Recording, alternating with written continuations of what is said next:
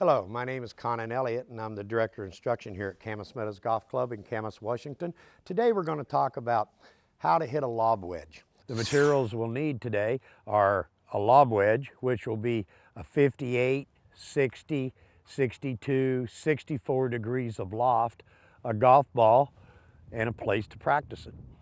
First thing about a lob wedge is we're trying to hit the ball high. Well, we don't have to hit the ball high. That's why we buy a lob wedge. And lob wedges, for you to understand, is start at about a 58 degrees up to maybe even including 64 degrees. So they have a lot of loft, the way the club lays to the ground. This is the leading edge of the club. The bottom of the club is called the bounce or sole of the club.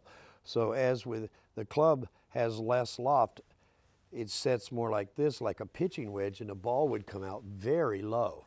But as the club adds loft, as sitting on its sole, the ball comes up higher. That's why we call them lob wedges, lobs it up in the air.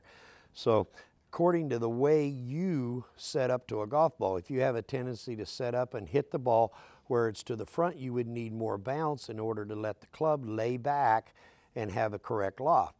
If you have a tendency to hit back toward the back of the club, you need less bounce to allow the club to sit on its bottom and have the correct loft. So loft is the first thing on how high it's going to go, but bounce controls your consistency as to where you can hit it consistent. And the bounce is the amount of roll that there is on this club, anywhere from 0 degrees clear up to 14 degrees of roll right there. So it's actually not our job to hit the ball higher with the lob wedge, it's the lob wedge's job to hit the ball higher. So the tendency though is when we think high, and we think the ball up in the air, is to use our hands. And you can just basically think about if your hands are moving this way in the golf swing, if our hands are trying to lift the ball in the air, you'll be a very poor lob wedge player, you'll be a very, very poor chipper of the ball. But when our hands start to get really quiet, our right wrist stays very quiet into the club so that the club bounces on the ground. So the bottom of the golf club strikes the ground first, not the edge. Then the loft of the club makes the ball go in the air. So bounce becomes very, very important when you buy your lob wedges. Bounce is according to how you swing.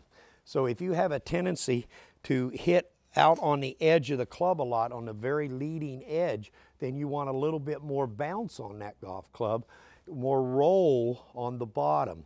If you have a tendency to already hit toward the back of the club, where the club hits the ground on the back, then we would want less bounce. Bounce goes from almost no bounce, 0, up to even 12, 14 degrees of bounce or roll.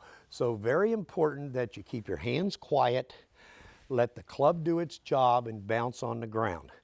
Get fitted. That's the #1 thing in wedges. That's how to hit a lob wedge, and this is Conan Elliott.